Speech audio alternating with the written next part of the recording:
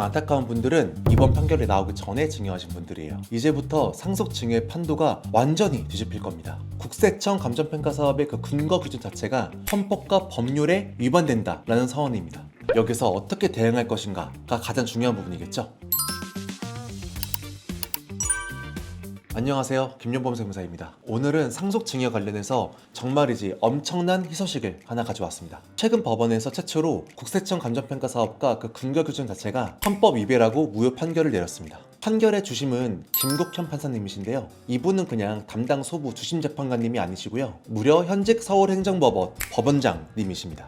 해당 판결은 요즘 국세청에서 한참 진행하고 있는 그 국세청 감정평가 사업의 근거 규정 자체가 헌법과 법률에 위배되므로 무효이다 라고 법원에서 역사상 처음으로 선언한 세무업계에서 엄청나게 상징적인 사례에 해당합니다. 해당 판결로 인해서 이제는 국세청에서는 납세자가 선순환 시가가 없어서 이 공시가격을 적용을 했을 때 직권감정평가 사업 자체를 진행하기가 어려운 상황에 처하게 되고요. 관련해서 이미 100가지가 넘는 사건이 법원에서 계류 중인데 일거에 납세자에게 매우 유리해지는 아주 상징적인 판례입니다. 오늘은 이 판결에 대해서 아주 쉽고 컴팩트하게 설명을 드리고요. 무엇보다 우리는 앞으로 이 판결을 기반으로 어떻게 의사결정을 만들어 가야 되는지 종합적으로 설명드리도록 하겠습니다. 오늘 영상은 판례평석 성격의 영상이지만 아주 쉽고 간결하게 준비했습니다. 끝까지 시청하시는데 어려움 없을 거예요. 그럼 바로 시작합니다.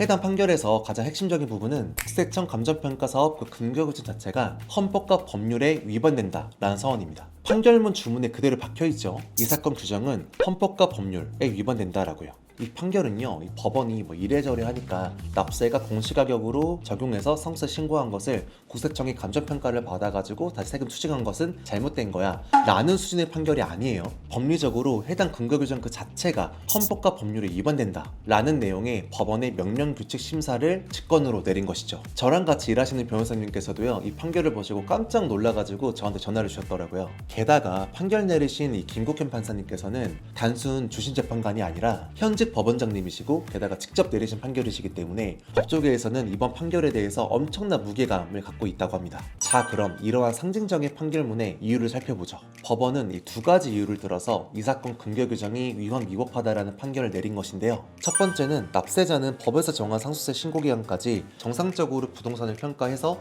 세금 신고를 했을 뿐인데 국세청이 신고기간이 도과하고 나서 자기 멋대로의 기준으로 감정평가를 실시한다는 것 그 자체가 시가 인정 범위에 대한 기준이 과세관청과 납세 의무자 사이에 다르게 적용되기 때문에 이는 납세자의 예측 가능성과 법적 안정성을 침해한다는 것입니다. 두 번째는 만일 국세청이 과세 형평 때문에 시세에 비해 저렴한 공시가격으로 신고하는 것을 막고자 하였다면 이 조세 법률주의의 원칙상 그 내용을 그 법률 자체로 정하거나 또는 공시가격을 현실화하는 방안을 모색을 해야지 법률이 아닌 하위법규인 시행령의 개정을 통해서 막 엿잔수 마음대로 시가인정의 범위를 늘리는 것은 조세법률주의를 무력화한다 라고 본 것이에요. 이거는 쉽게 얘기해서 국세청 감정평가 사업을 할 거면은 그 내용을 국회 입법이 필요한 이 법률 자체로 정해야지 시행령 개정을 통해서 바꾼다면 안 된다는 것이에요. 당연히 국세청은 이번 판결을 불복해서 항소를 진행할 거고요. 최종 판결은 대법원에서 가려질 것으로 보입니다.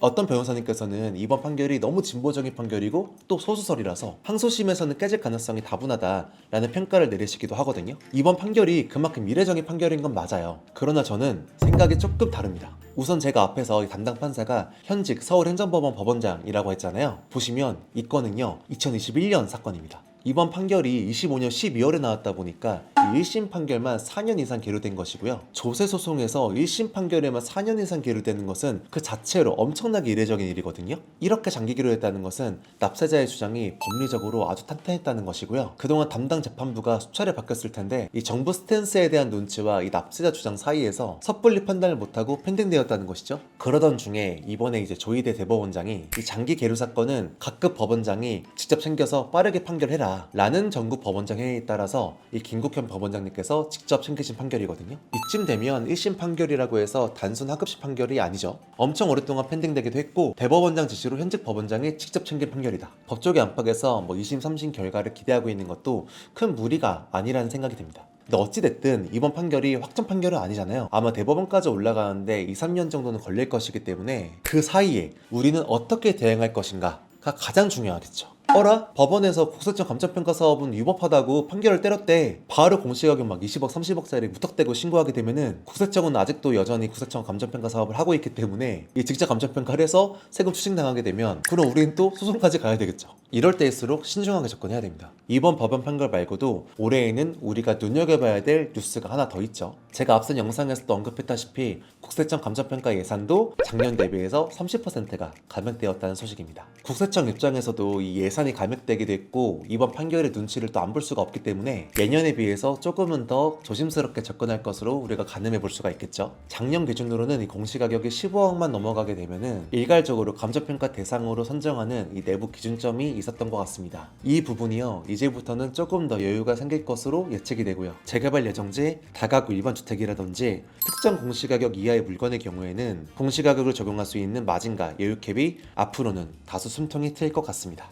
아직은 안심하기에는 좀 이른 단계는 맞아요. 이럴 때일수록 이 국세청 감정평가 사업에 대한 정보의 능통한 세무사님을 통해서 안전하게 이 상속증여 준비 단계에서부터 이 철저히 준비할 필요성이 어느 때보다 중요할 것 같습니다. 저도 관련 업무를 진행하다 보면 어떤 건은 국세청 감정평가 사업이 나오고 또 어떤 건은 공시가격이 그대로 인정되는 것을 몇 년 동안 경험하다 보니까 내부적인 데이터와 기준점이 축적이 됐고요. 어떤 상황에서 어떻게 진행을 해야 될지 함께 판단해 드리고 있습니다. 그리고 이미 증여세를 신고한 것에 대해 혹시라도 국세청의 직권감정평가에서 상속세, 증여세를 과세했다? 하면 즉시 연락 주셔야 됩니다. 이번 법원 판결의 법리뿐만이 아니고요. 이 가격 변동에 특별한 사정이 있다라는 것을 어필을 해서 세무조사 그리고 조세 심판원 단계에서부터 납세자의 주장을 인용받아내는 것이 가장 중요하겠죠. 소송까지 갈 일은 최대한 만들지 말자.